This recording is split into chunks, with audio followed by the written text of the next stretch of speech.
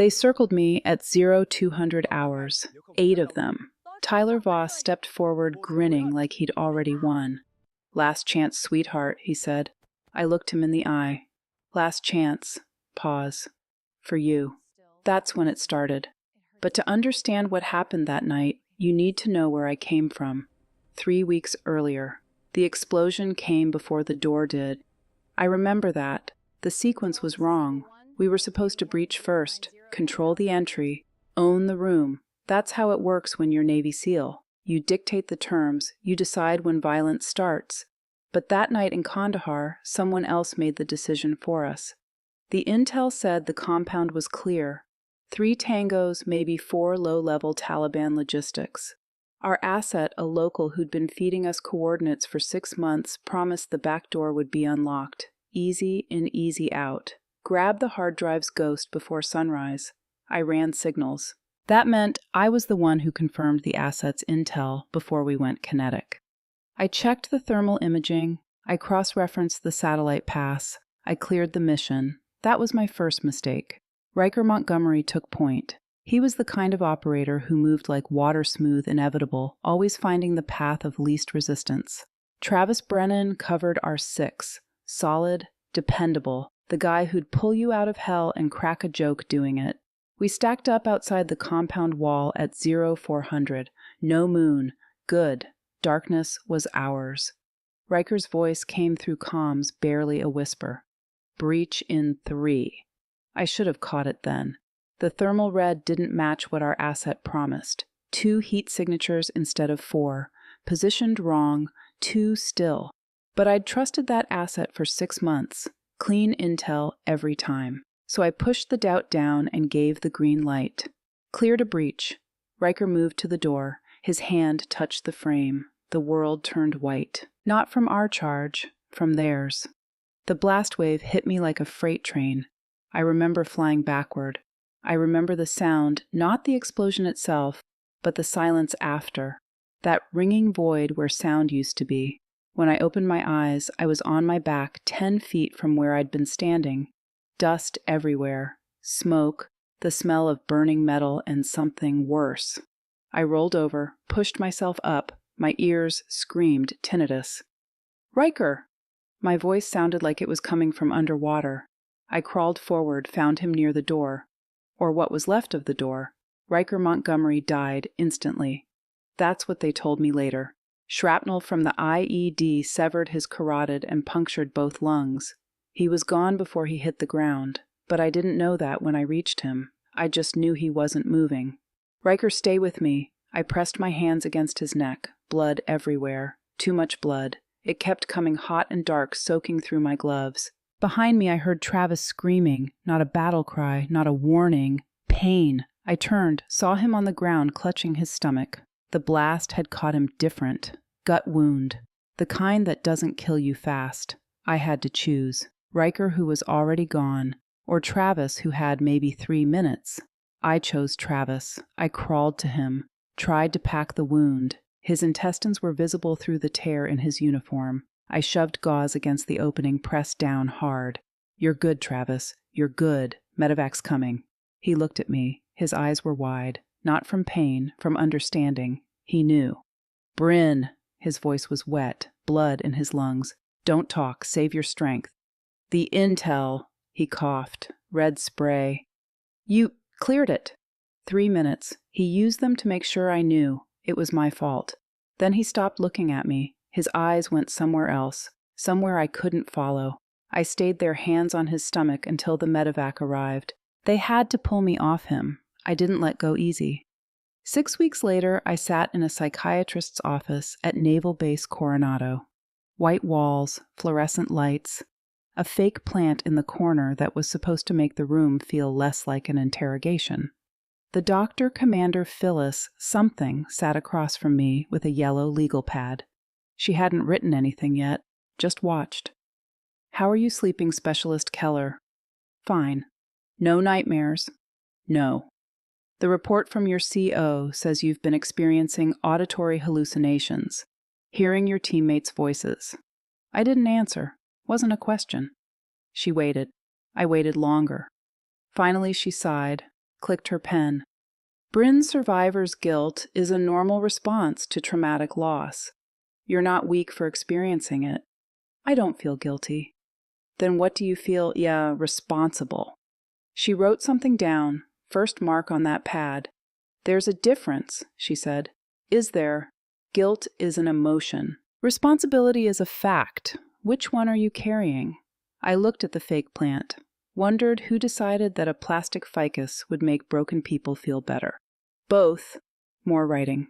Specialist Keller, I'm recommending extended leave, minimum 6 months. You need time to process this trauma before returning to active duty. I can still operate. I'm sure you can, but the question isn't whether you can, it's whether you should.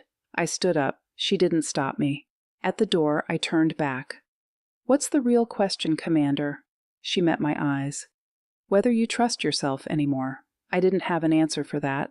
4 months later, I got the assignment, Joint Tactical Integration Facility, Bakersfield, California, 3-week rotation, cross-branch training environment.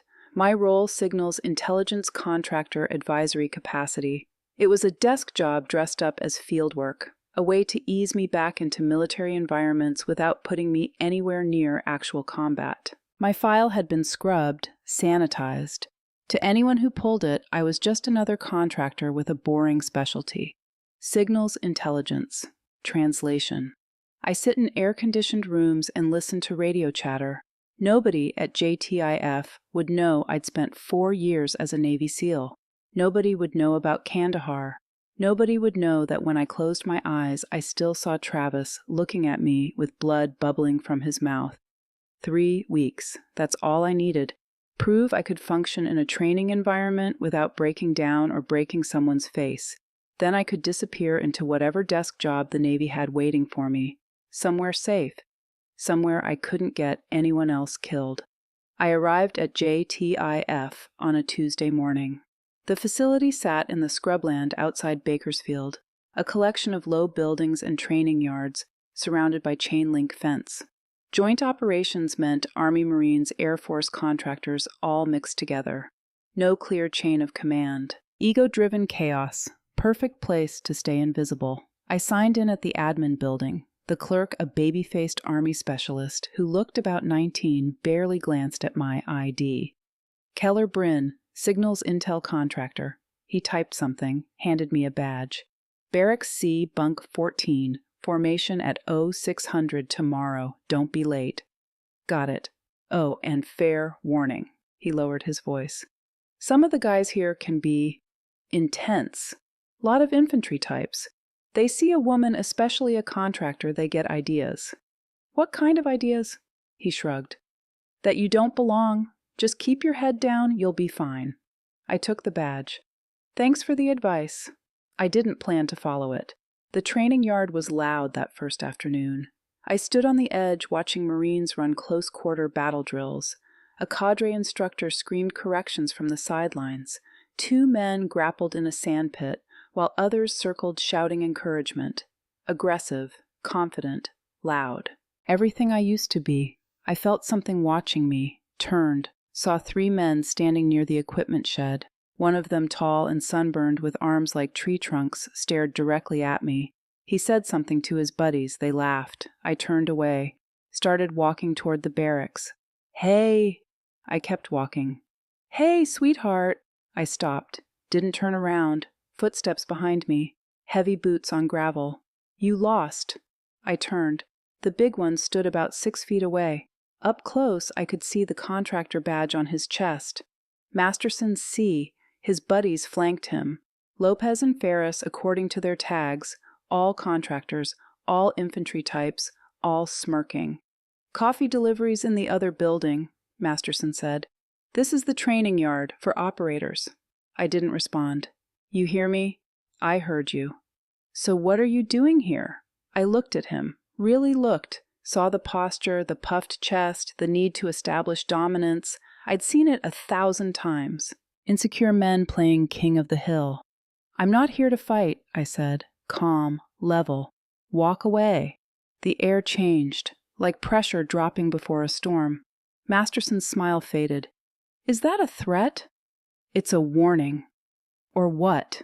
I didn't answer, just held his gaze. Behind him, I saw an instructor pause in the admin building doorway, watching, not interfering, waiting to see what would happen. Masterson cracked his knuckles. The sound was loud in the sudden silence. I turned my back on him, walked toward the equipment shed. Behind me, laughter, forced, nervous. Freak, someone muttered. I kept walking. Let them think they'd won. Let them think I was scared. Fear is useful. It makes people underestimate you. And underestimation is a weapon. I spent the rest of that first day setting up my bunk and staying out of sight. Barracks C was half empty. Most people were still out training. I claimed bunk 14, a bottom rack in the corner, put my duffel underneath, sat on the thin mattress and stared at the wall. My hands were shaking. I looked down at them, watched the tremor. Same shake they'd had holding Riker's dog tags at the memorial service. Same shake they'd had signing the after-action report that cleared me of wrongdoing. Cleared me, like I'd done nothing wrong. I made fists, pressed them against my thighs until the shaking stopped. On the bunk across from mine, someone had left a magazine, Fitness and Muscle Building. The cover promised 6-pack abs in 30 days. I picked it up, flipped through without seeing the pages. Footsteps outside, multiple people, voices. I set the magazine down, lay back on the bunk, closed my eyes. The voices got closer, stopped just outside the barracks door.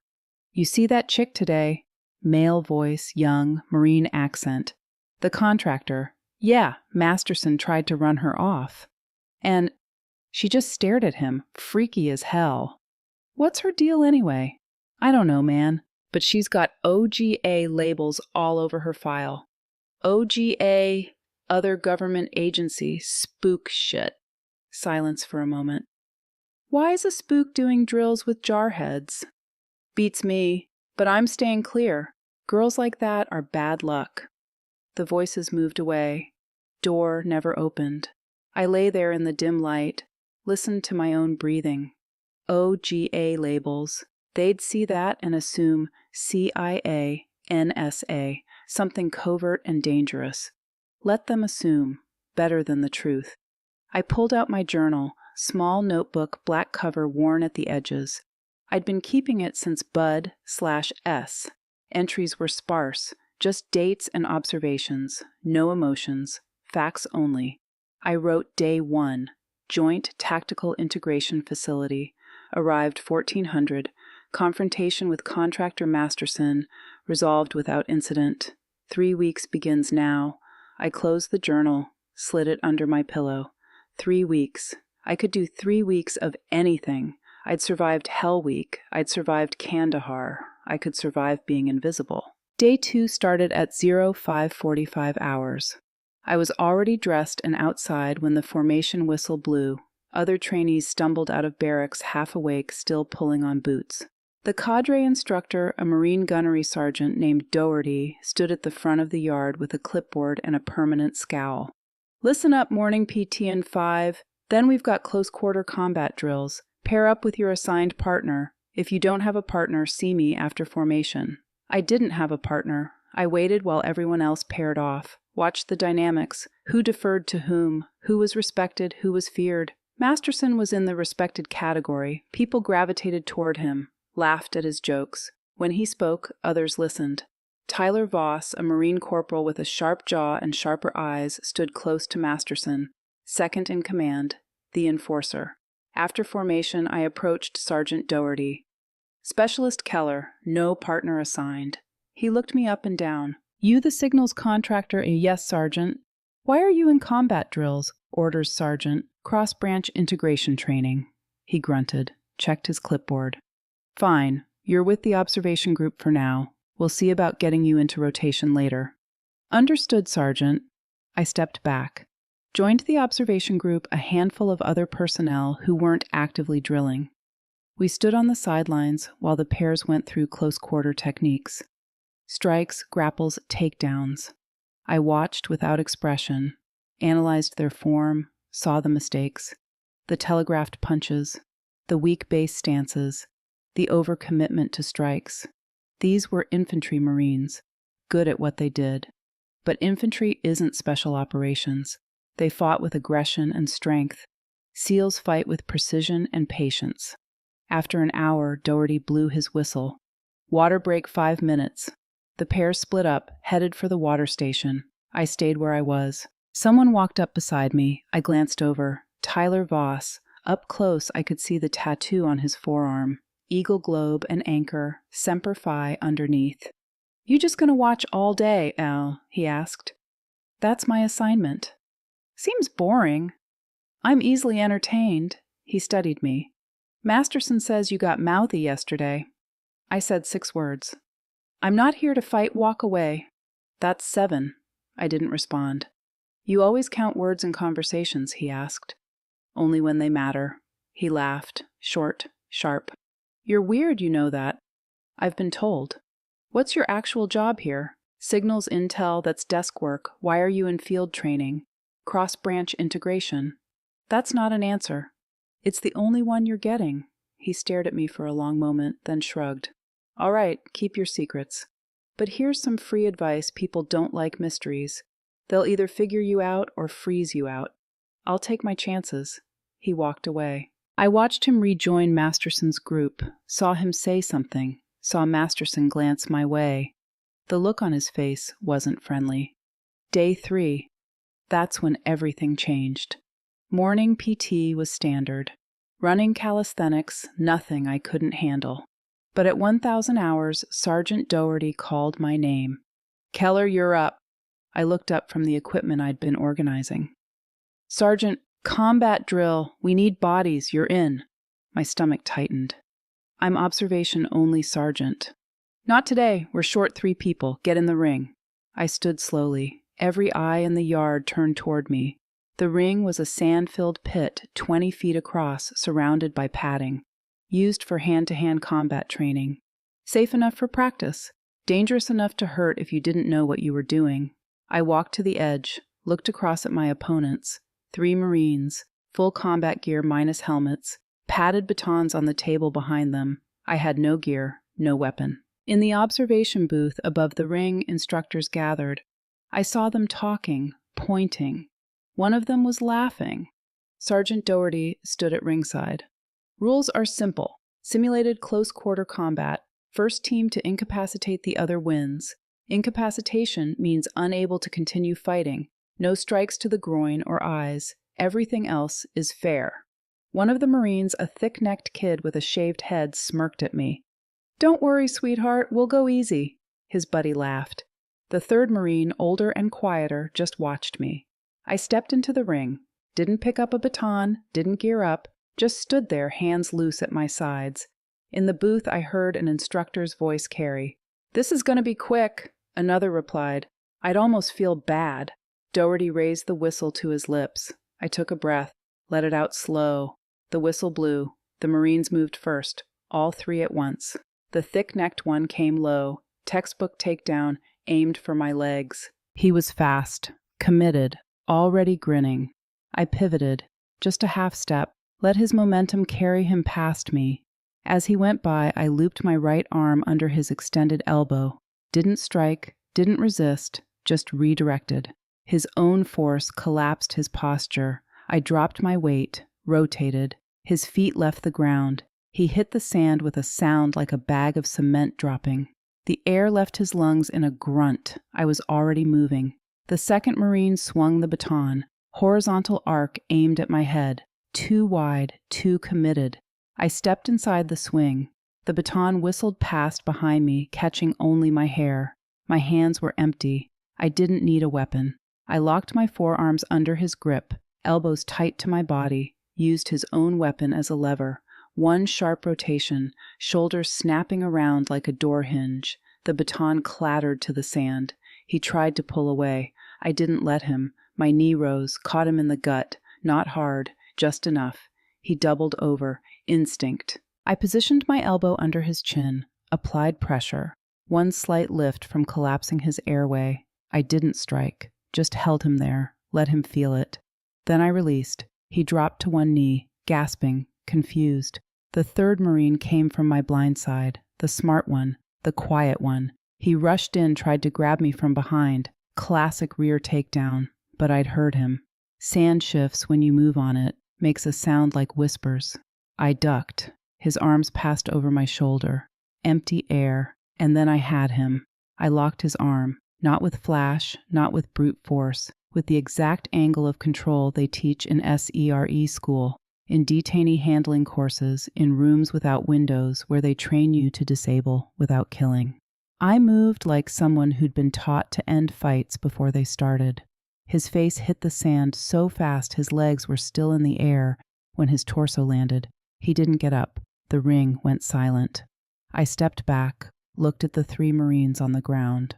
None of them were seriously hurt, just stunned, breathing hard, trying to understand what had just happened. I still hadn't picked up a baton, still hadn't said a word. I walked to the edge of the ring, climbed out. Sergeant Doherty stared at me. His mouth was half open. In the booth above, the instructors had stopped talking. One of them scrambled for his phone. I walked past Doherty without looking at him, headed for the barracks. Behind me, I heard someone whisper, "What the hell was that?" I didn't answer. I didn't need to. By 1800 hours that evening, the video was everywhere. I sat alone in the mess hall eating something that was supposed to be meatloaf. Around me, clusters of personnel huddled over phones, watching, replaying, analyzing. I kept my head down, chewed food I couldn't taste. Fragments of conversation drifted over. "Rewind it. Watch her feet. She's already moving before he commits." "That's not academy training. Where'd she learn that?" Her file says Signals Intel, OGA contractor. OGA means spook, CIANSA something. Why is a spook doing hand-to-hand drills? Maybe she's not a spook. Maybe she's something worse.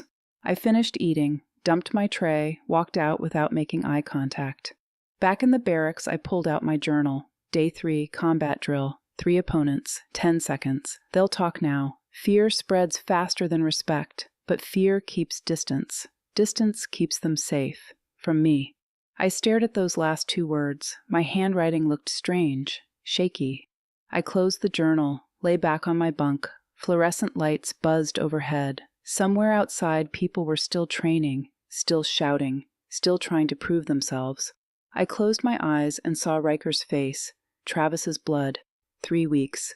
I just had to survive 3 more weeks. Then I could disappear.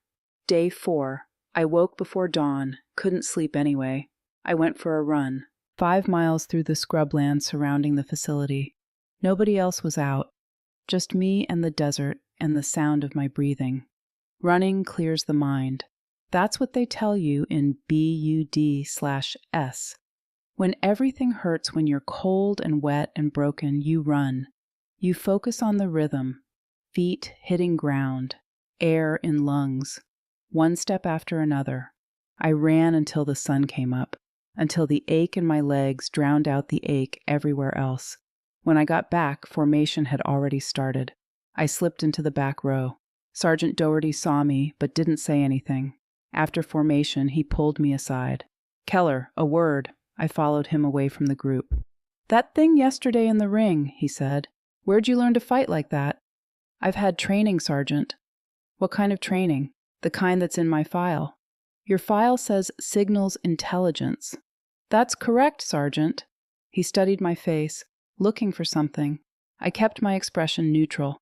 "I've been doing this for 20 years, he said. "I've seen a lot of fighters. You move like someone with specialized training, high-level stuff, not basic combatives."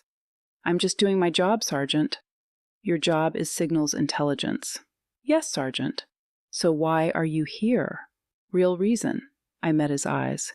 "I'm on rotation, cross-branch integration. It's in the orders." "Orders from who?" "Above your pay grade, Sergeant, and mine." He didn't like that answer, but he couldn't push it. Chain of command is chain of command. "All right," he said finally. "But you've got a target on your back now. You made some people look bad yesterday. They won't forget that." "I understand, Sergeant." "Do you—" "Because the instructors might follow rules, but the trainees don't always. You watch yourself." "I will, Sergeant." He dismissed me with a wave. I walked back toward the barracks, felt eyes on me the whole way. Masterson stood with his crew near the equipment shed. Same spot as day 1. Tyler Voss was there, Lopez, Ferris, others I didn't know. They all watched me. I didn't look back, just kept walking. Day 5. Things got worse. I showed up to morning formation on time, stood in my assigned spot. Sergeant Doherty called roll. When he got to my name, he paused. Keller Brynn. Here, Sergeant. He looked at his clipboard, frowned. I don't have you on the roster for today. I'm here, Sergeant. According to this, you were marked absent at 0600 formation. I was here at 0600, Sergeant, same spot. That's not what the log says. Around me, I felt the other trainees watching, listening. There must be a mistake, Sergeant. A mistake, he looked up. Or maybe you weren't where you were supposed to be. I was Sergeant. Are you calling me a liar specialist? No, Sergeant. Then you're saying the log is wrong. Yes, Sergeant. He stared at me for a long moment, then wrote something down. That's a strike, Keller. 3 strikes and you're out of the program, understand? Yes, Sergeant. Dismissed. Formation broke up, people scattered. I stood there, first strike, for something I didn't do. I walked back to the barracks, opened my footlocker. My boots were gone. In their place, a pair half a size too small. I picked them up, checked the size, definitely not mine. My ruck sat next to the footlocker. I lifted it. Too heavy. I opened it. Inside, someone had stuffed wet sand, at least 10 pounds worth. Sabotage. Petty. Deliberate. I looked around the barracks. Empty. Whoever did this was long gone. I could report it. Go to Sergeant Doherty. Tell him what happened.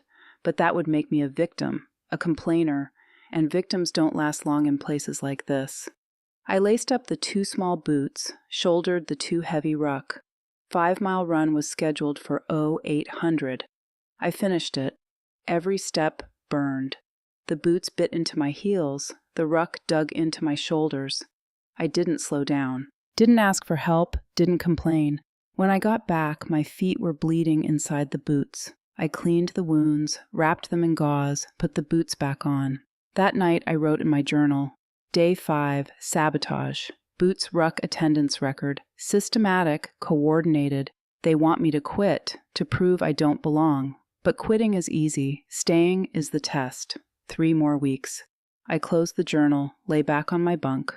My feet throbbed, my shoulders ached, my hands were shaking again. I made fists, pressed them against my thighs. Outside I heard voices, laughter. The normal sounds of people who belonged. I didn't belong, never had. Even in the teams I'd been different, quieter, more controlled. The others joked and bonded. I just did the job. Riker used to say I was like a ghost, there but not there. You scare me sometimes, Brynn, he'd said once. You're too calm, like nothing touches you. Things touch me, I'd replied. I just don't show it. Why not? Because showing it makes you vulnerable. He'd laughed. We're SEALs. We're supposed to be vulnerable with each other. That's what trust is. Trust got my last team killed. He'd gone quiet after that. 2 months later, Kandahar happened, and I proved myself right. Day 8. The harassment became official.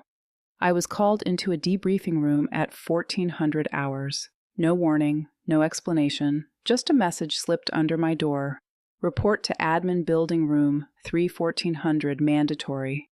The room was small, white walls, metal table, 3 chairs, fluorescent light overhead that buzzed like angry insects. 3 instructors waited for me, Sergeant Doherty, a staff sergeant I didn't recognize, and Lieutenant Dane Carroll, the facility commander.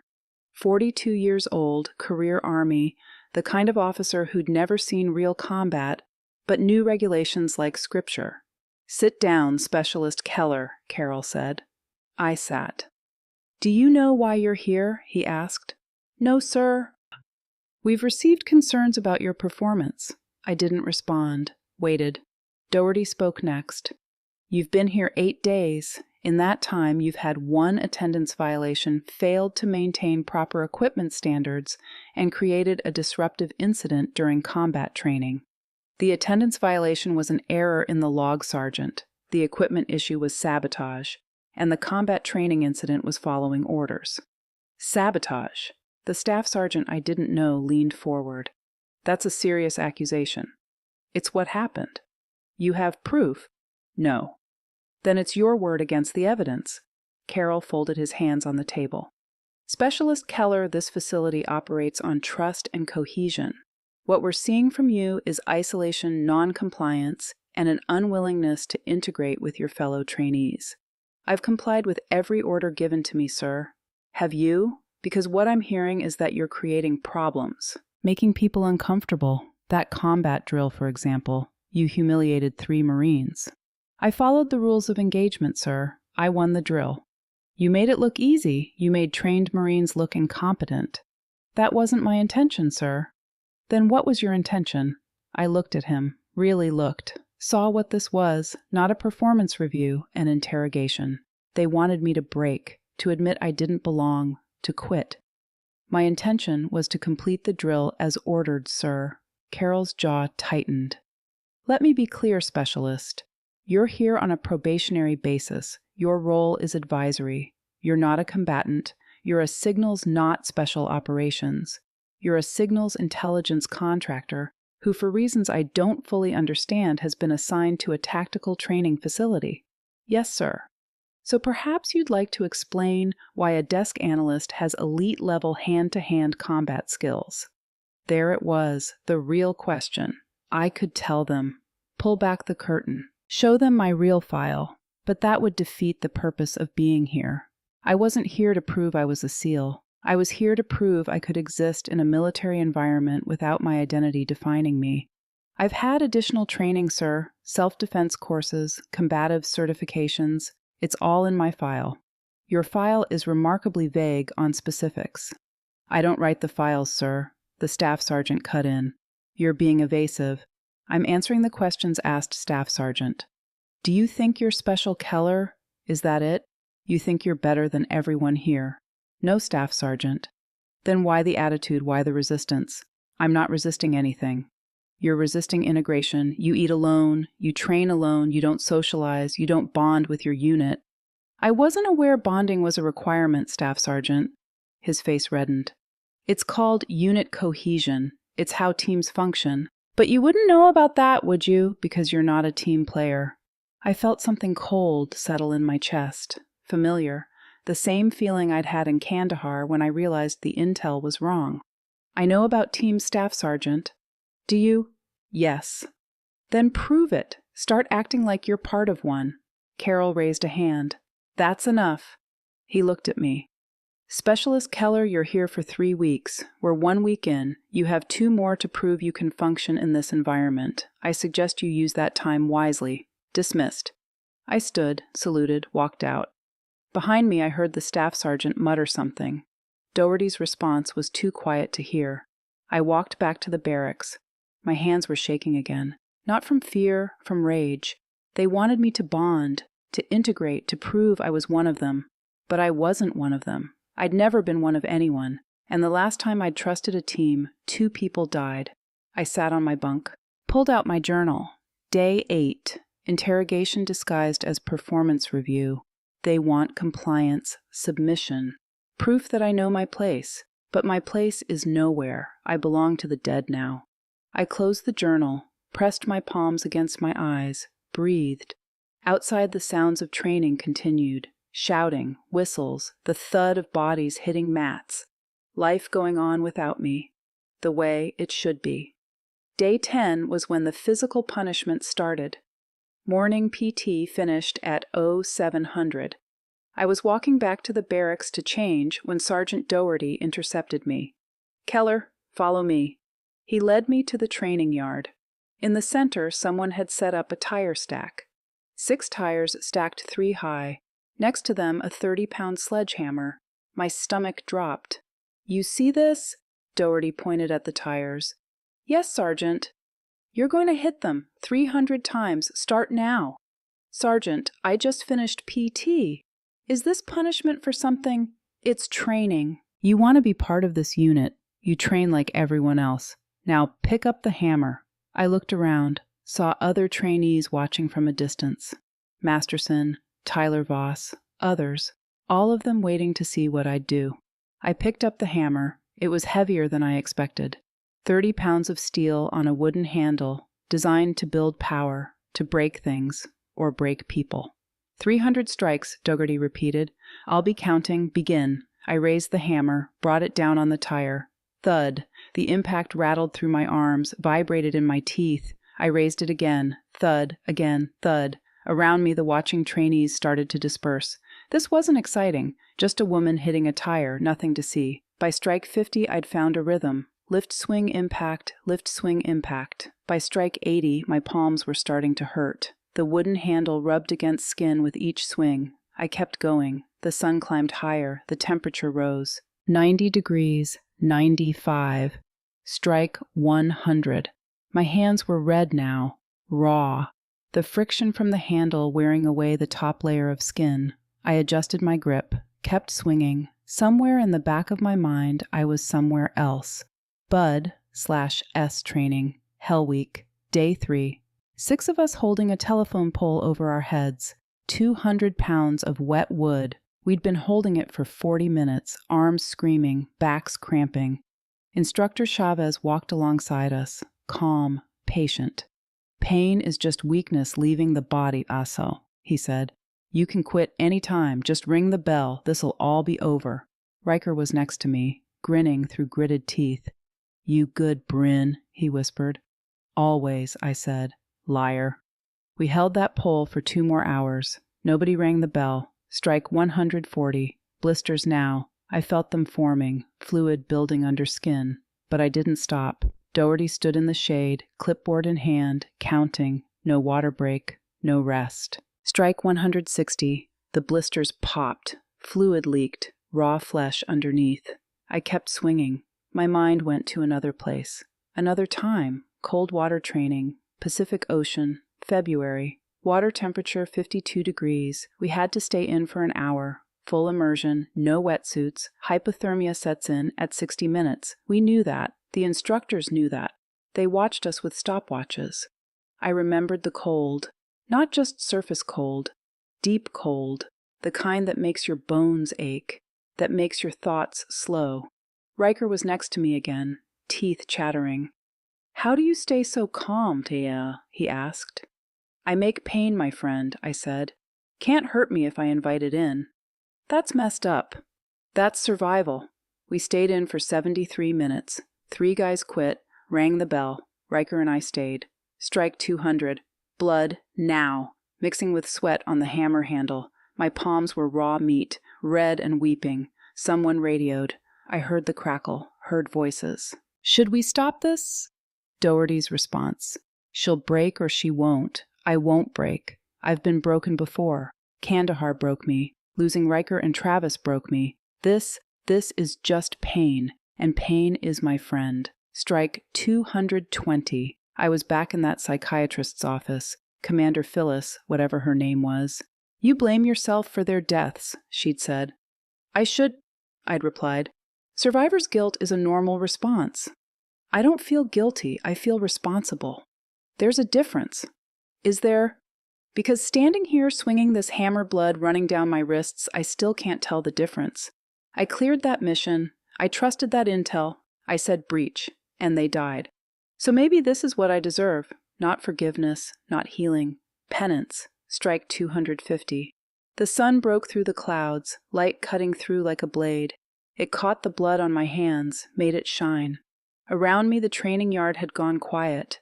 People had stopped to watch. I didn't see them. Didn't hear them. Just the hammer, the tire, the rhythm. Strike 280. My vision blurred. Sweat or tears or both.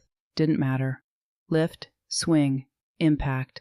Lift, swing, impact. Strike 290. Almost there. Strike 295, 96, 97, 98, 99, 300. I brought the hammer down one last time. The impact echoed across the yard.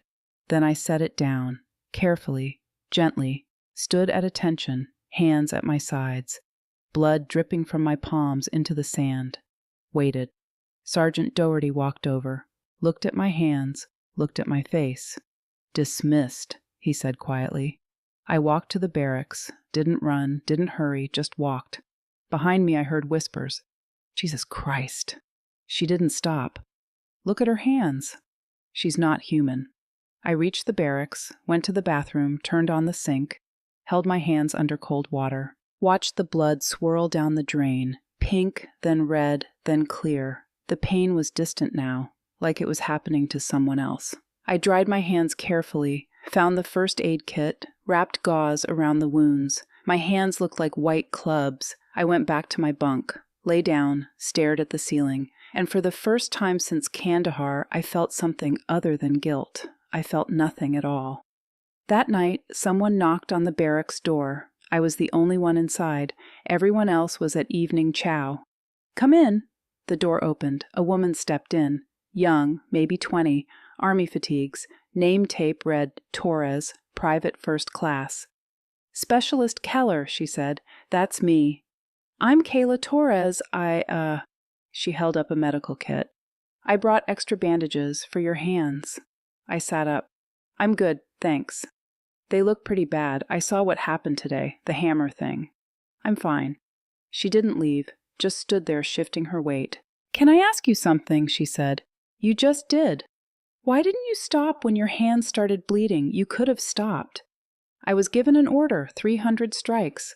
But nobody would have blamed you for stopping. That was torture. It was training. It was punishment. Everyone knows it." I looked at her, really looked. Saw the curiosity, the concern, something else too, admiration maybe. "Why are you here, Private Torres?" "I wanted to make sure you were okay." "I'm okay." "Are you? Because what they're doing to you isn't right. The sabotage, the fake write-ups, the hammer, it's targeted harassment. You should go to dinner. You'll miss chow." "I'm not hungry." She stepped closer. "Why don't you report them, file a complaint? This is against regulation." "And then what? Investigation, hearings, testimony, everyone looking at me like I'm a victim who couldn't handle it. Better than letting them torture you." "This isn't torture. I've seen torture. This is just ego and fear." "Fear of what?" I didn't answer. Torres sat down on the bunk across from mine, uninvited. "Can I tell you something? When I first got here, I thought I'd made a mistake. Everyone's so aggressive, so macho. I felt like I didn't belong. You don't know me, Private. I know enough. I know you're the first person I've seen who doesn't play their game, who doesn't try to be louder or tougher or more badass. You just are. I'm nothing special. That hammer says different. 300 strikes with bleeding hands and you didn't quit. Quitting wasn't an option. It's always an option. You chose not to take it." She stood, set the medical kit on my bunk. "Extra bandages, use them. And if you ever want to talk, I'm in Barracks B." She left before I could respond. I sat there holding the medical kit. Nobody had offered me help since I'd arrived. Nobody had shown concern. I should have felt grateful. Instead, I felt suspicious. Kindness is a weapon too. It makes you lower your guard. And guards exist for a reason. Day 12. They tried a different approach. I was called back to the debriefing room. Same setup, same 3 instructors. But this time, they brought props. Lieutenant Carroll slid a folder across the table. "Open it." Inside were printed screenshots, the combat drill video, me taking down 3 Marines in 10 seconds. "This video has been viewed over 500 times in the last week," Carroll said, "by personnel at this facility and others." "Okay." "It's created a perception problem." "What perception?" "That our training standards are inadequate. That 3 of our Marines can't handle 1 contractor." I followed the rules of engagement. "You embarrassed them, embarrassed this facility." I looked at the screenshots, saw myself in freeze frame, mid-pivot, mid-strike, calm, controlled. "What do you want me to say, sir?" The staff sergeant leaned forward. "We want you to explain where you learned those techniques." "I told you, additional training." "What kind of additional training produces that level of proficiency?" "The effective kind." His face reddened. "You think this is funny?" "No, Staff Sergeant." "Then stop being evasive. We have a right to know who we're training with." "You're not training with me. I'm in observation capacity." "You were in the ring." "Under orders." Doherty spoke for the first time. "Keller, help us out here. Your file is classified in sections we can't access. Your training background is redacted. You show up with skills that don't match your job description. Can you see why that makes people nervous? Nervous or threatened, Sergeant? Silence. Carol closed the folder. This isn't working. You're not integrating. You're not cooperating. And frankly, you're creating a toxic environment. How am I creating toxicity, sir? By being divisive. By refusing to bond with your fellow trainees. By showing off in drills and making people feel inadequate. I'm not showing off. I'm surviving. Surviving what? I almost said it. Almost told them. Surviving guilt. Surviving the knowledge that I got 2 good men killed because I trusted the wrong source. Surviving the need to prove I can still function in a military environment without breaking down or breaking someone. But I didn't say any of that. I said, surviving these 3 weeks, sir. Carol studied me. You have 9 days left. I suggest you spend them proving you can be part of a team. Otherwise, this rotation ends with a failure notation on your record. Understand? Yes, sir. Dismissed. I walked out. Behind me, I heard the staff sergeant. She's hiding something. Doherty. Maybe, or maybe she's exactly what her file says. Staff sergeant. You believe that? Doherty.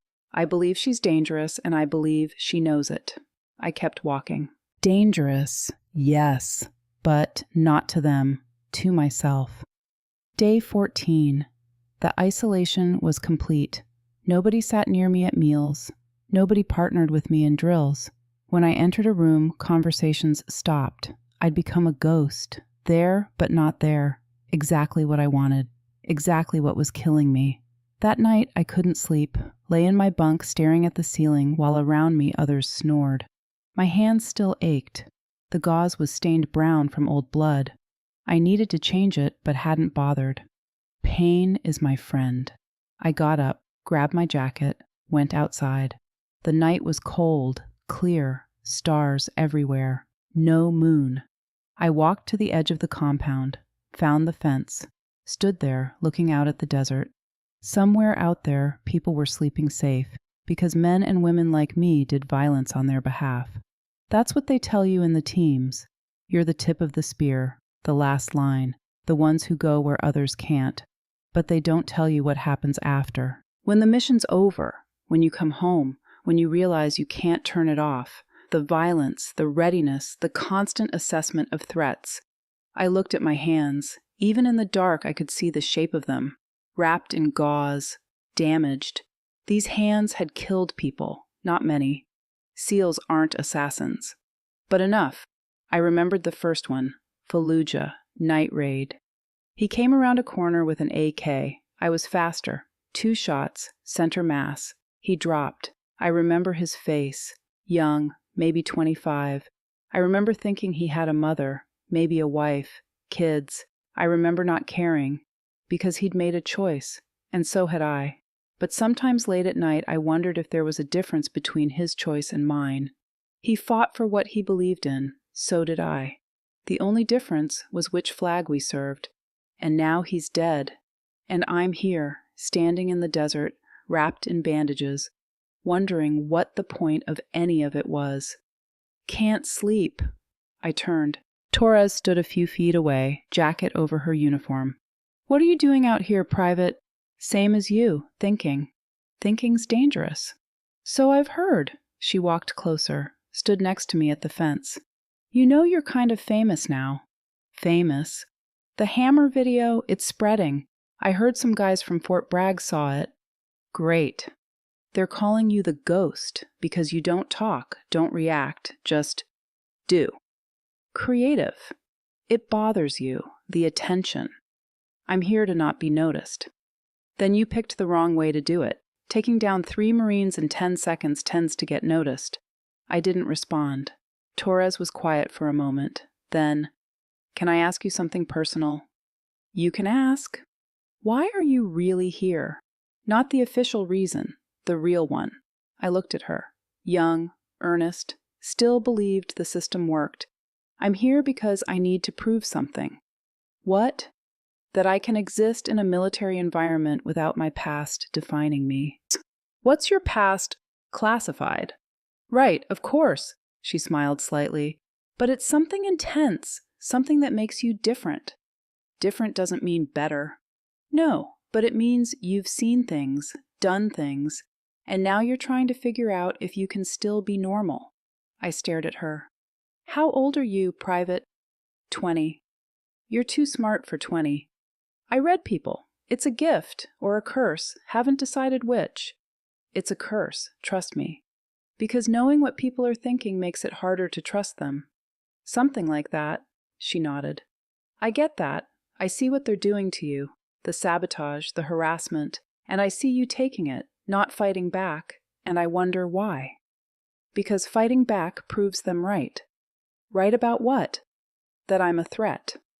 Torres looked at me for a long moment, then quietly, Are you? I didn't answer, because the truth was complicated.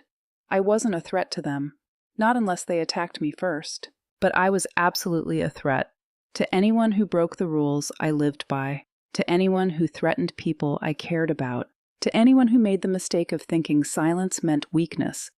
I was a weapon, carefully controlled, deliberately restrained, but still a weapon. You should go back to bed, Private. So should you. I don't sleep much. Nightmares. Memories. Same thing sometimes. She was right about that. She started to walk away, then stopped. Hey, Keller. Yeah. For what it's worth, I think you're the strongest person here, and I don't mean physically. She left before I could respond. I stood there alone, stared at the desert, strong. If only she knew how fragile I really was, how close to breaking, how much of this was just performance, just survival, just making it through one more day without falling apart. I touched my chest, felt my heartbeat, steady, controlled. On the outside, I was fine. On the inside, I was drowning. But maybe that was the point. Maybe strength wasn't about not drowning. It was about swimming anyway, even when every stroke felt impossible. I turned back toward the barracks, toward another night of not sleeping, another day of enduring. Riker and Travis couldn't swim anymore, couldn't fight anymore, couldn't choose anymore, but I could, and that meant I had to. For them. Day 16. Something shifted. I woke up to voices outside the barracks. Urgent, angry. I checked my watch. 5:30. 30 minutes before formation. I got dressed, stepped outside. A group had gathered near the admin building. Maybe 20 people, instructors, trainees, all looking at something. I walked closer. They were watching a phone. Someone held it up. Video playing. My video. The hammer. But this time someone had edited it. Added slow motion, added text overlays. 300 strikes, hands bleeding, never quit. At the bottom, this is what a warrior looks like. The group was arguing. Masterson's voice. This is bullshit propaganda, making her look like some hero. Tyler Voss. Who posted this unknown voice? It's on 6 different forums, military subreddits, Instagram, TikTok. Take it down. Can't, it's already viral. I backed away before anyone saw me. Went back to the barracks, sat on my bunk, viral. This was supposed to be invisible, low profile. 3 weeks of proving I could function and then disappearing. Now I was viral. Now everyone was watching. I pulled out my journal. Day 16. The hammer video leaked, edited, spreading. They're turning me into something I'm not. A symbol, a hero. But heroes don't carry the guilt I carry. Heroes don't get their teams killed. This was a mistake. Coming here, thinking I could prove anything. 9 days left. Just survive 9 more days. I closed the journal. Outside the arguing continued, and somewhere in that crowd someone was planning their next move. Because attention creates 2 things, admirers and enemies. And I just made a lot more of both. Day 19. The day everything would change. But I didn't know that when I woke up. I just knew it was hot. Oppressively hot, the kind of heat that makes the air shimmer. I went through my routine, dressed, formation, morning brief. Sergeant Doherty called my name. Keller, see me after formation. When everyone dispersed, I approached him. You're on equipment detail today, he said. Repair and inventory. Report to the shed at 0800. Yes, Sergeant. Equipment detail. Boring, safe, perfect. I spent the morning organizing gear, checking harnesses, counting carabiners, mindless work. At 1300, Doherty appeared in the doorway. Behind him, another instructor I didn't recognize. Keller, outside, now. The tone was different, sharp, urgent. I followed them out. In the center of the training yard, they'd set up something new, a sledgehammer, same as before. But this time the tire stack was gone. In its place, a steel plate, thick, bolted to a frame. 300 strikes, God, Doherty said. I looked at my hands, still healing from the last time. Fresh skin, pink and tender under the old gauze. Sergeant, my hands are still injured from the previous exercise. I'm aware. Hitting steel will reopen the wounds. That's not a question, Keller, it's an order. 300 strikes. Begin. I looked at the hammer, the steel plate, my hands. This wasn't training. This was deliberate cruelty. I could refuse, take the strike, maybe get kicked out of the program. Or I could do what I always did. Endure. I picked up the hammer, raised it, brought it down on the steel. The impact was different than the tire. Harder. No give. The vibration shot up my arms, rattled my teeth.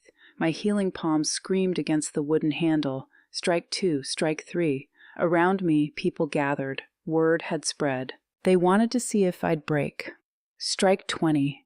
The wounds opened. I felt the wet warmth of blood soaking through the gauze. Strike 40. My vision blurred, not from sweat this time, from pain, but I kept swinging, because somewhere deep inside I knew the truth. This wasn't about them anymore. This was about me, about proving to myself that I could still endure, still function, still be the person Riker and Travis believed I was, even if I didn't believe it myself. Strike 60. I was back in that psychiatrist's office. Do you trust yourself anymore? No, I don't. Strike 80. Back in Kandahar, the moment before breach. I'd pushed the doubt down, trusted when I shouldn't have. That's the mistake I'm paying for now. Strike 100. Travis, blood bubbling from his mouth. The intel, you cleared it. I know, I'm sorry. Strike 120. My hands weren't hands anymore, just pain, just red, but I couldn't stop, wouldn't stop. Strike 150. Someone in the crowd, Jesus, someone stop her. Someone else, she won't stop, look at her face. Strike 200, Riker's voice in my memory. Promise me if I don't make it, you keep going. I'm keeping going, Riker. I'm keeping the promise. Strike 250, almost there. Strike 270, 80, 90, 300. The hammer fell from my hands, hit the ground. I stood there, swaying, blood dripping from my fingers onto the sand, making dark spots like rain. Silence around me, then footsteps. Sergeant Doherty walked up, looked at my hands, looked at my face. Dismissed, he said quietly. I walked toward the barracks. Each step felt like moving through water. Behind me, I heard whispers. But I didn't care anymore. I'd done it. 300, again, and I was still standing. That night, I sat in the bathroom staring at my ruined hands. Blood seeped through the gauze. I needed to rewrap them, but couldn't grip anything. Torres appeared in the doorway, didn't ask, just knelt down with the first aid kit she'd given me weeks ago. I told you to use the extra bandages, she said quietly, cleaning the wounds. I did. These are the third set today. She worked in silence, efficient, gentle. Why do you let them do this to you? She finally asked. Because stopping would mean they won. They're not going to stop Keller. You know that, right? They'll keep pushing until something breaks. Then something breaks. What if it's you? I looked at her. I broke a long time ago, Private. This is just me learning to live with the pieces. She finished wrapping, stood. There's talk, she said. There's always talk. No, different talk. Masterson and Voss. They're planning something for tomorrow night. My hands stopped moving. What kind of something? I don't know specifics, but I heard Masterson say, before Commander Holloway's inspection. We fix this. Commander Holloway, SEAL Team veteran, coming for final evaluation, day 21, 2 days away. How many people, I asked. I don't know, but more than 2. Thanks for the warning. You should report it. Tell Lieutenant Carroll. And say what I heard a rumor. It's not a rumor, it's a threat. Threats are just promises people make when they're scared. Torres stared at me. You're not going to do anything, are you? I'm going to do what I always do. Which is wait and see. She shook her head. You're going to get hurt. I've been hurt before. Not like this. I didn't respond. She left. I sat there looking at my wrapped hands. Tomorrow night. They were coming. And part of me, the broken part, the part that still heard Riker and Travis in the dark, almost welcomed it. Because maybe this was what I'd been waiting for all along. Not punishment, absolution, through violence. I lay in my bunk, eyes open, listening to the night. Tomorrow night they'd come. 8 men who thought numbers mattered, who thought I'd fold under pressure. They didn't understand. Pressure is what forges steel, and I'd been in the forge since Kandahar. I closed my eyes, not to sleep, to prepare, because tomorrow night wouldn't be about proving them wrong. It would be about proving to myself that I could still be the weapon Riker and Travis believed I was, even if that weapon scared me, especially because it scared me. I exhaled slowly. Last chance, I whispered to the empty room. For all of us. Day 20, the day before. I woke at 400, couldn't sleep anymore, hadn't really slept in days, just closed my eyes and waited for dawn. I got up, dressed in the dark, wrapped my hands in fresh gauze. They were healing slower now. Too much damage, too many times reopened. I went for a run, 5 miles through the desert. The sky was still black, stars everywhere, no moon. My footsteps were the only sound, rhythmic, steady. I thought about what Torres had said.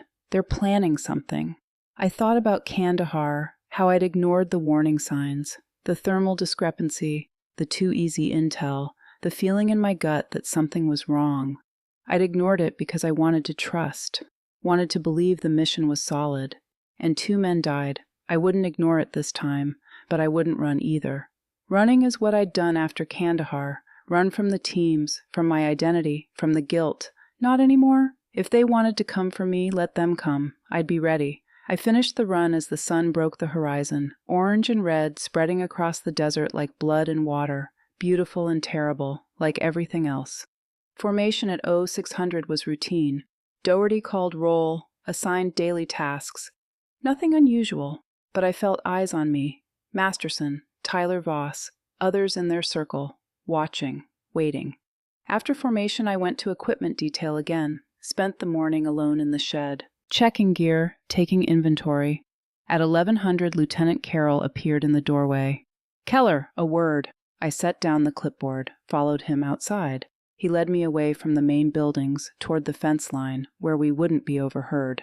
Commander Holloway arrives tomorrow at 0900, Tom, he said. Yes, sir. He's coming to evaluate the program. See if the cross-branch integration is producing results. Understood, sir. You're part of that evaluation, whether you like it or not. I didn't respond. Carroll turned to face me. I'm going to be direct with you, Specialist. I don't like you. I don't like that you're here. I don't like that your file is classified in ways that make me uncomfortable. And I especially don't like that you've created division in my facility. With respect, sir, I haven't created anything. I've just existed. Your existence is the problem. You make people uncomfortable. You make them question themselves. That's toxic to unit cohesion. Or maybe it reveals weaknesses that were already there. His jaw tightened. You think you're smarter than everyone here, don't you? No, sir, I think I'm quieter. And that scares people more than it should. Quiet people are unpredictable. Unpredictable people are dangerous. I'm only dangerous if someone makes me be. Is that a threat? It's a fact. We stared at each other, him trying to intimidate, me waiting for him to finish. Finally, he stepped back. Tomorrow, when Commander Holloway arrives, you will present yourself as a model trainee, respectful, integrated, team-oriented. Understand. I understand what you want me to be, sir. That's not an answer. It's the only one I have.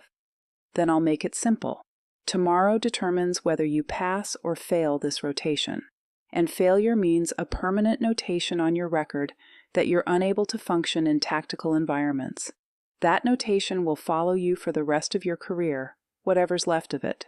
He walked away before I could respond. I stood there at the fence line, looked out at the desert. Tomorrow. Everything came down to tomorrow. But first, I had to survive tonight. The day crawled by. Equipment detail, lunch alone, more inventory work, dinner alone. I ate mechanically, couldn't taste the food, just fuel. Around me, the mess hall buzzed with conversation. People laughed, told stories, bonded. I sat in my corner, invisible. Torres walked by with her tray, paused at my table. "Can I sit?" "It's a free country." She sat. "You know, people are going to think we're friends if they keep seeing us together." "Are we friends private?" "I don't know. Are we—" I looked at her, young, hopeful, still believed in things like friendship and trust. "Friends are liabilities," I said. "That's a sad way to live." "It's a safe way." "Safe from what?" "From getting people killed." She went quiet, set down her fork. "You lost someone. Didn't you? Someone you cared about?" I didn't answer. "That's why you're like this. Why you keep everyone at distance. You think if you don't care, it won't hurt when they're gone. This is a fascinating psychological analysis, Private. You done—" "No." She leaned forward. "Because here's the thing. You already care. I see it. The way you make sure nobody gets too close. That's not indifference. That's protection. You're protecting them. From you. Eat your dinner, Torres." "Why?" "Because I'm getting too close to the truth. Because whatever's happening tonight, I don't want you involved." She froze. "So you know." "I know enough." "And you're not going to report it?" "No." "Why not?" "Because some things need to happen. This is one of them. Keller, they're going to hurt you. Multiple people. You can't fight that many." I looked at her directly. "Yes, I can." Something in my voice made her pause, made her see something she hadn't seen before. "Who are you?" she whispered. "Really? Someone who's very good at surviving." "That's not an answer." "It's the only one you're getting." I stood, picked up my tray. "Stay in your barracks tonight, Torres. Whatever you hear, whatever you think you should do, stay inside. Understand? I can't just let them." "You can, and you will, because if you get involved, you become a liability. And liabilities get people killed." I walked away before she could argue. Behind me, I heard her whisper, "Be careful."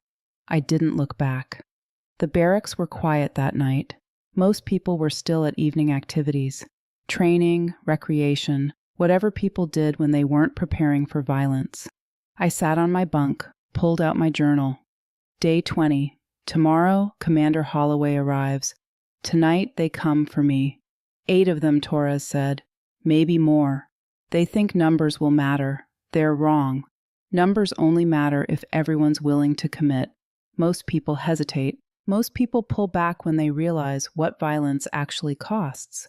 I won't hesitate. I can't afford to. Riker, if you're watching from wherever the dead go, I'm sorry. I'm sorry I couldn't save you. Couldn't save Travis. Couldn't be better than I was. But I'm still here. Still fighting. Still keeping the promise. I'm going. I closed the journal. Put it away. Checked my watch. 20-30 hours. They'd come late. After lights out. When there were no witnesses. Probably around 0200. The dead hour. When people sleep deepest. I had 6 hours to wait. I lay back on my bunk, closed my eyes, but didn't sleep.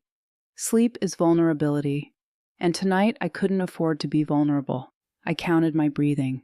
In for 4, hold for 4, out for 4, controlled, calm, on the outside. Inside, something ancient and violent was waking up. The part of me I'd kept locked away since Kandahar. The part that made me a SEAL, the part that knew how to turn human beings into targets. I'd tried to bury it, tried to become someone softer, someone safe. But you can't bury what you are. You can only pretend it's not there. Tonight, I'd stop pretending. At 2200, the barracks door opened. People came back from evening activities, talked, laughed, settled into their bunks, lights out at 2300. Darkness, silence, the sound of breathing. I lay there. Eyes open, staring at the ceiling, waiting. At 0145, I heard it. Footsteps outside. Multiple people. moving quietly but not quietly enough. I sat up slowly, swung my legs off the bunk, stood, put on my boots, didn't lace them all the way, needed to move fast if necessary. Checked my hands, the gauze was clean, fresh. I unwrapped them, flexed my fingers, the wounds pulled, hurt. Good. Pain keeps you sharp. I walked to the door, opened it carefully, stepped outside. The night was cold, clear, stars everywhere. I walked away from the barracks, toward the motor pool, away from cameras, away from witnesses. If they wanted me, they'd follow. I walked slowly, deliberately, like someone who didn't know they were being hunted. But I knew.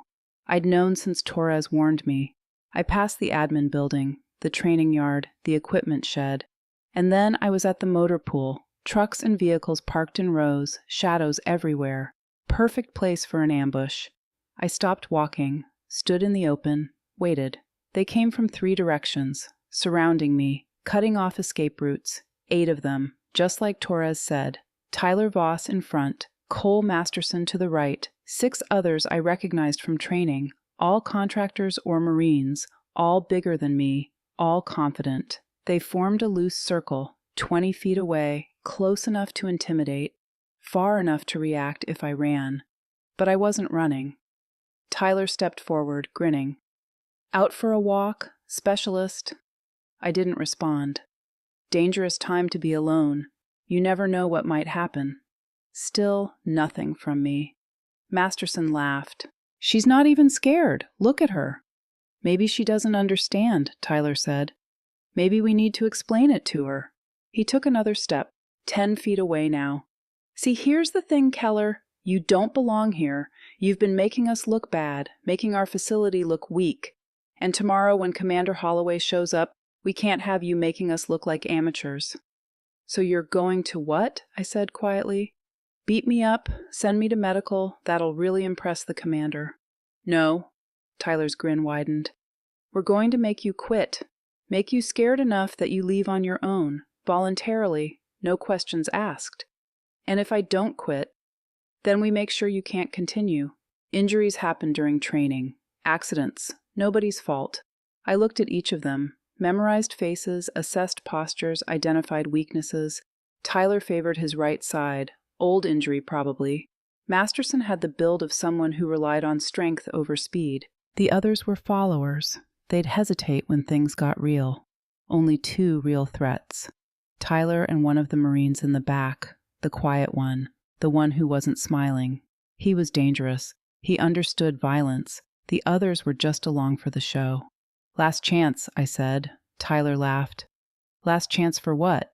To walk away. The laughter spread. 8 men laughing at the idea that I was threatening them. Sweetheart, Masterson said, you're outnumbered 8-1. What are you going to do? I looked at Tyler, held his eyes. I'm going to hurt you, all of you, badly. And then tomorrow, when Commander Holloway asks what happened, you're going to tell him you fell during training.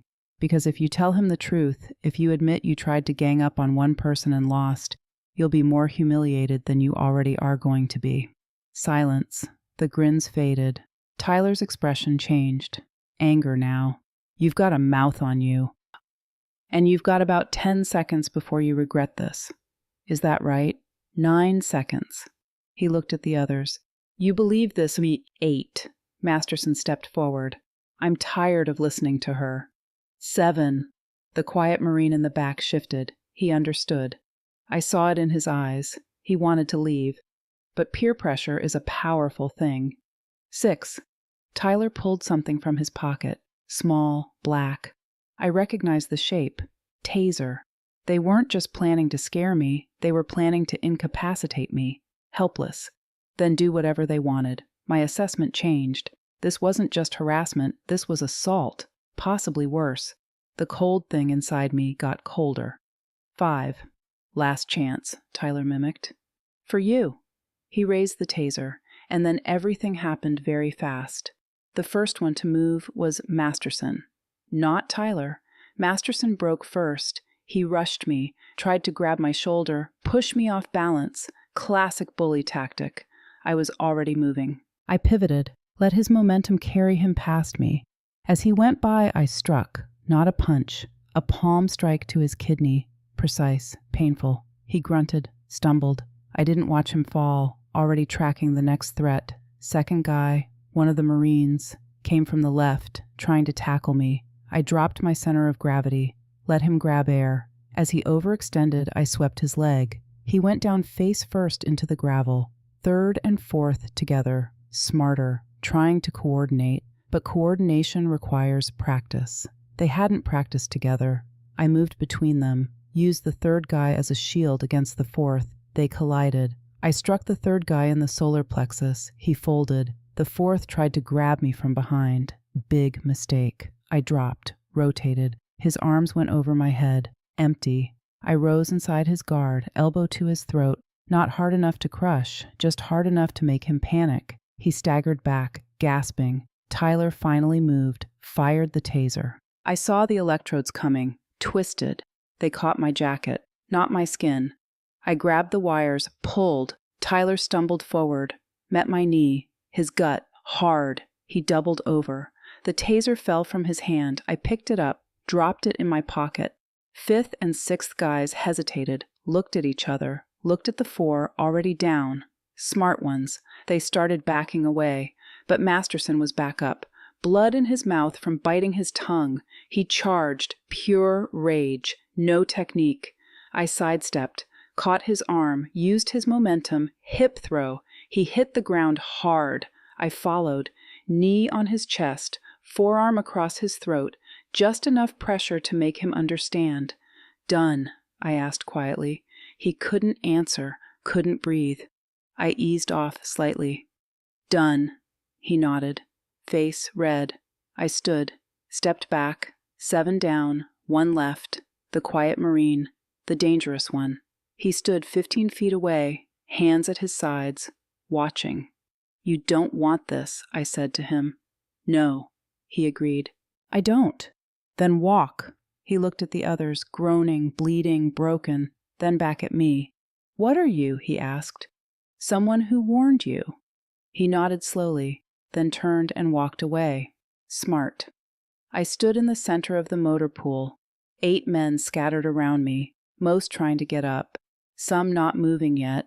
Not one of them had landed a hit. Tyler pushed himself to his knees. Spit blood. You're dead. When Holloway hears about this, he won't hear about it from you, I said. Because if he does, you'll have to explain why 8 men attacked 1 woman, how that woman put all 8 of you down in under a minute, and how you were carrying a taser which is unauthorized. That's assault, Corporal Voss. Court-martial offense. His face went pale.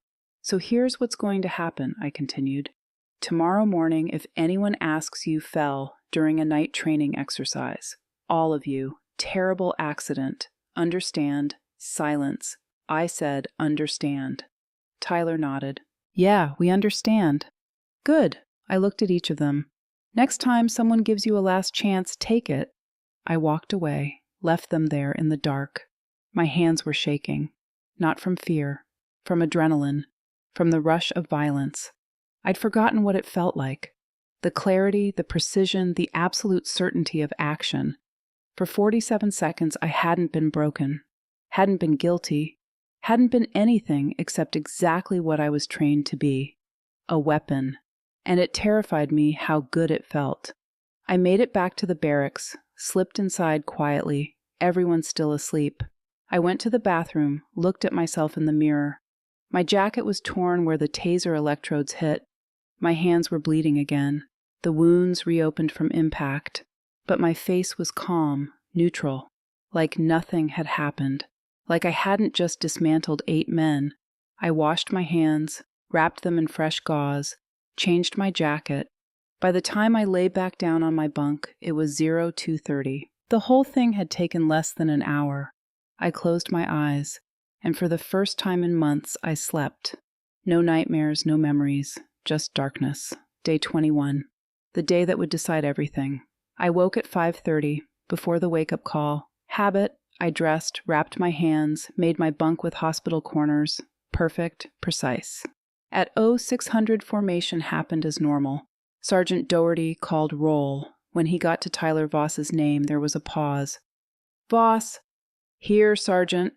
Tyler's voice was hoarse. He stood at the back, face bruised, moving carefully. Doherty frowned. "What happened to you, Corporal?" "Training accident, Sergeant. Last night, me and some guys were running night drills. I fell." "Night drills weren't authorized last night." "Unauthorized personal training, Sergeant. My mistake." Doherty looked at him, then at Masterson, who was also bruised, then at 4 others scattered through formation, all showing signs of injury. "All of you fell?" "Yes, Sergeant," Tyler said. "Terrain's rough in the dark. We should have used lights."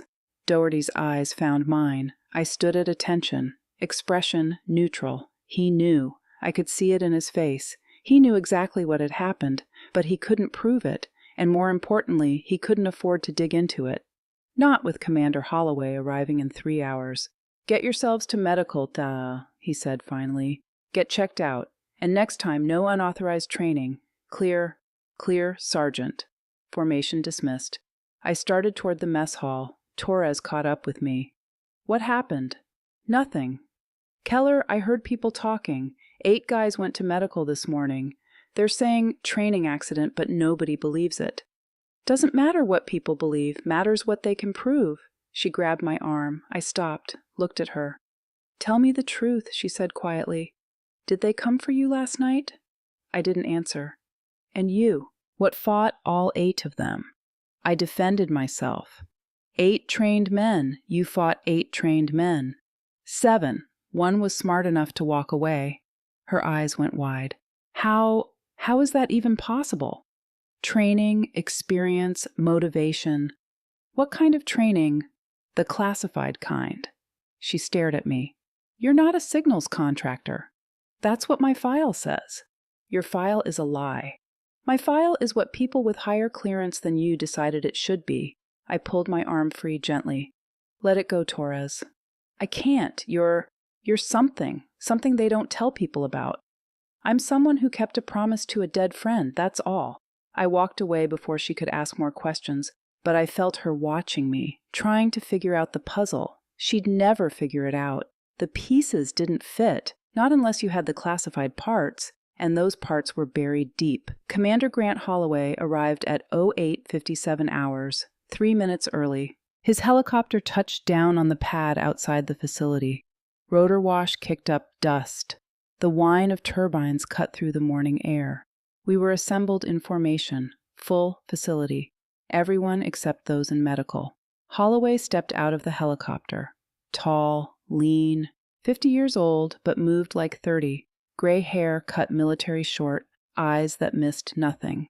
He wore utilities, no rank insignia, didn't need them. Everyone knew who he was. Former SEAL Team 6, 3 deployments to Afghanistan, 2 to Iraq, Silver Star, Bronze Star with Valor. The kind of operator who became a legend. He walked across the yard. 2 civilians followed, observers, analysts, people who evaluated programs. Lieutenant Carroll met him halfway, saluted. Holloway returned it casually. They spoke briefly, too far away to hear. Then Carroll gestured toward the formation. They walked toward us. Holloway's eyes scanned the ranks, assessing, judging. When his gaze passed over me, it stopped. Just for a second, maybe less. But I felt it. Like he saw something, recognized something. Then he moved on. Carroll addressed the formation. "Commander Holloway is here to evaluate the Joint Tactical Integration Program. He'll be observing training exercises, reviewing files, and conducting interviews. When called, you will present yourself professionally and answer all questions truthfully. Understood?" "Yes, sir." The formation responded in unison, dismissed to daily assignments. We dispersed. I headed toward equipment detail again. But Sergeant Doherty intercepted me. "Keller, Commander Holloway wants to see you." My stomach tightened. "Now, Sergeant." Now. I followed him to the admin building, up the stairs, down a hallway, to a debriefing room I hadn't seen before, larger than the others, conference table, multiple chairs. Holloway sat at the head of the table. The 2 civilians flanked him. They had laptops open, taking notes. Carroll was there too. Standing against the wall, arms crossed. "Specialist Keller," Holloway said. "Sit." I sat, kept my posture straight, hands on the table. wrapped in gauze. Holloway noticed the gauze. You're injured. Training exercise, sir. Sledgehammer drills. Sledgehammer drills. He glanced at Carol. That's standard protocol for signals intelligence contractors. Carol shifted uncomfortably. We've been working on integration, sir. Cross-training in physical exercises. I see. Holloway turned back to me. Tell me about yourself, Specialist Keller. Not much to tell, sir. Signals intelligence contractor. Currently on 3-week rotation for cross-branch integration. Where'd you train? Various facilities, sir. Depends on the specialty. Your file is remarkably sparse on details. I don't write the files, sir. He smiled slightly. No, you don't. But someone wrote this one very carefully. Lots of redactions, lots of classified sections. Why is that? You'd have to ask whoever classified it, sir. I'm asking you. I can only tell you what's unclassified, sir, which is I work signals intelligence, radio communications, data analysis, advisory capacity, and the hand-to-hand combat skills. The video I reviewed showed you taking down 3 Marines in approximately 10 seconds. That part of signals intelligence training. I've had supplemental combatives training, sir. Where? That's classified, sir. One of the civilians spoke up. Classified under what authority? I don't know, sir. I just know what I'm authorized to discuss. Holloway leaned back in his chair, studied me. I've reviewed your file, the unclassified portions. I've also reviewed the incident reports from your time here. Multiple disciplinary issues. Equipment sabotage. Unauthorized training punishments. He looked at Carol. Want to explain that Lieutenant Carol straightened. Sir Specialist Keller has had difficulty integrating with the unit. We've been working to address behavioral issues. Behavioral issues like what? Isolation, non-compliance, creating division. Non-compliance to what orders? Carol hesitated. It's more about attitude, sir, unwillingness to bond with fellow trainees. I see. And the sledgehammer drills with injured hands. That's how you address attitude problems. Sir, we've been trying to push her limits, see what she's capable of. And what did you find? Silence. Holloway turned to me. Specialist Keller, how many strikes did you complete? 300, sir, both times. Both times? Yes, sir. Your hands were already injured from the first time. Yes, sir. And you completed all 300 strikes the second time. Yes, sir. Why? Because those were the orders, sir. You could have refused, cited medical inability. I could have, sir. But you didn't. No, sir. Why not? I met his eyes. Because quitting wasn't an option, sir. Something changed in his expression. Recognition.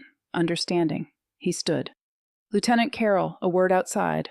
They left. The civilians followed. I sat alone in the room. Through the door I heard raised voices. Holloway's was calm but sharp. Carroll's was defensive. The door opened. Holloway walked back in. Alone. He sat down across from me, pulled a folder from his briefcase, set it on the table. Specialist Brynn Keller, Wati, he read. Service record Navy. Enlisted 2017. Bud/S Class 351. Graduated in top 5%. SEAL qualification training completed 2018. Assigned to SEAL Team 7. 3 deployments. Afghanistan, Iraq, Syria.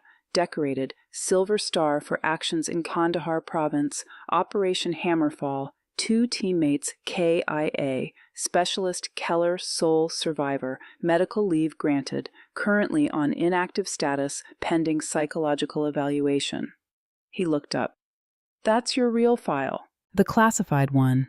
I didn't respond. You're not a signals contractor, you're a Navy SEAL. Was a SEAL, sir, I'm on inactive status. Because of Kandahar. Yes, sir. You blame yourself for those deaths. I cleared the intel, sir. I said breach. They died. Intel that came from an asset who'd been reliable for 6 months. Intel that was verified by multiple sources. You did your job correctly. My job was to keep them alive, sir. Your job was to analyze intelligence. Their deaths weren't your fault. With respect, sir, you weren't there. No, I wasn't. But I've read the after-action report. I've read the investigation findings. You were cleared of all wrongdoing. The asset was a double agent. Nobody could have known. I should have known. He was quiet for a moment, then, "Why are you here, Brynn?" The use of my first name startled me, made it personal.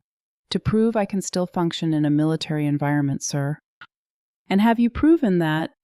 "I've completed the rotation, sir." "That's not what I asked." I looked at my hands, wrapped in gauze, blood seeping through. "I don't know, sir. What happened last night, 8 men went to medical, all claiming training accidents." "I don't know anything about that, sir." "Brynn." "I defended myself, sir. They came for me. I stopped them. Nobody died. That's all that matters." "You fought 8 men." "7, sir. 1 was smart enough to leave." "How long did it take?" 47 seconds, sir." He shook his head, smiled slightly. "You're still a SEAL, whether you believe it or not." "I'm broken, sir."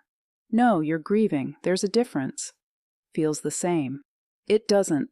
Broken means you can't function. You're functioning just fine. You've endured 3 weeks of systematic harassment, completed impossible physical tasks, defended yourself against overwhelming odds, all while maintaining operational security and not breaking character once. That's not broken. That's operational excellence. I felt something crack inside. Not break, just crack, like ice beginning to thaw. "What happens now, sir?" Holloway closed the folder. "Now I'm going to do what I came here to do. Evaluate this program.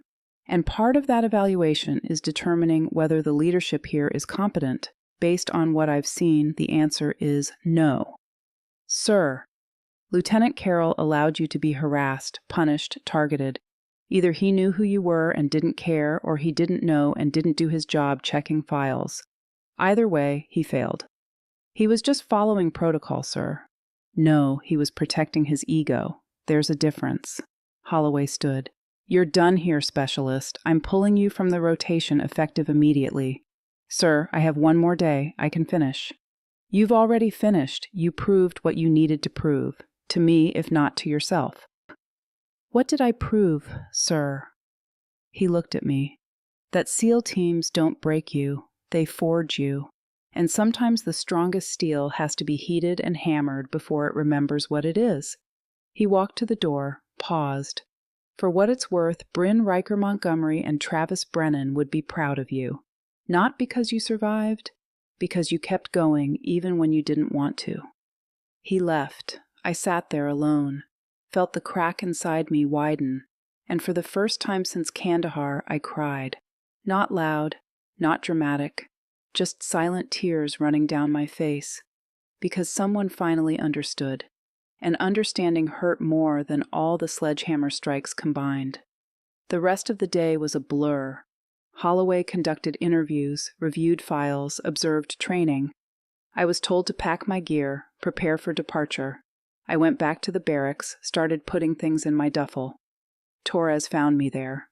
"You're leaving." "Yeah." "Why?" "Commander's orders." "Did you pass the rotation?" "I don't know. Doesn't matter." "It matters to me." She sat on the bunk across from mine. "You've been here 3 weeks. You didn't quit, didn't break, didn't complain. You just endured. That matters." "Why?" "Because I watched you every day and I learned something." "What's that?" "That strength isn't about fighting back. It's about choosing when not to." I stopped packing, looked at her. "Who told you that?" "You did. Maybe not with words, but with actions. You let them sabotage you, harass you, hurt you, but you never retaliated, never lost control, until last night when they crossed a line.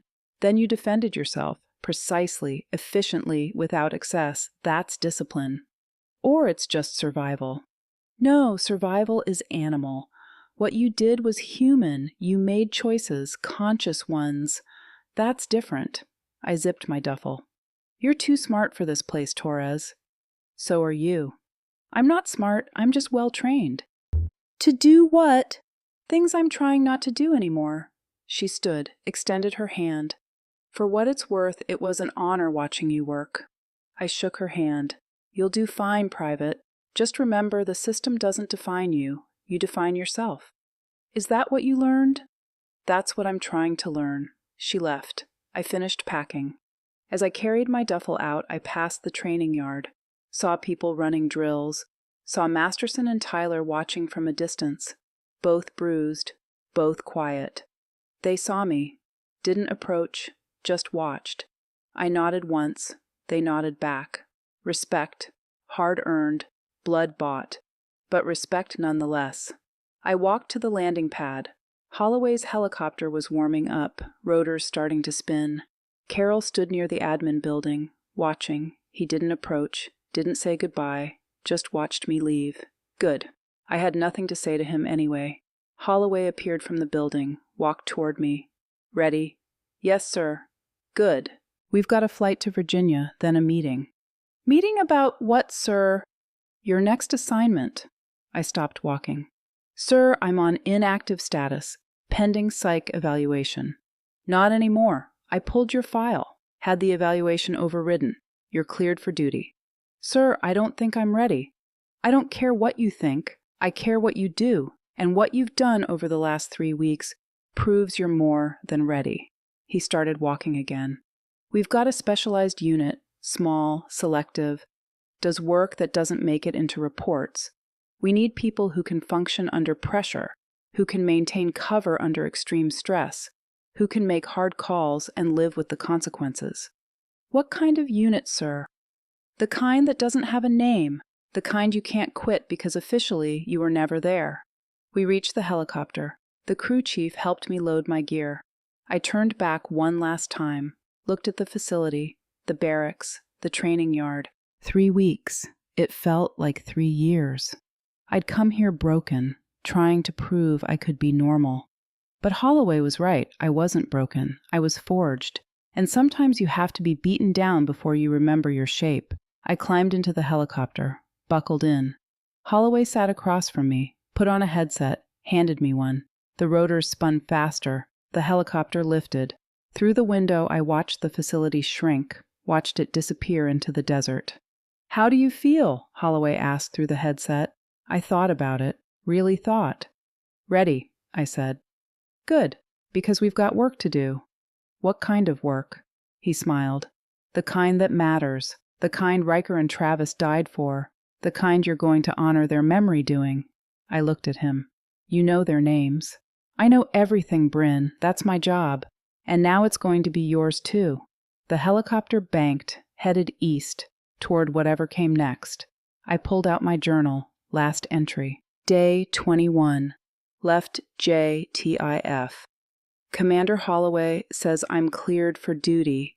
Says there's a unit that needs me. Says Riker and Travis would be proud. I don't know if that's true, but I know I'm done running, done hiding, done pretending I'm something I'm not. I'm a SEAL.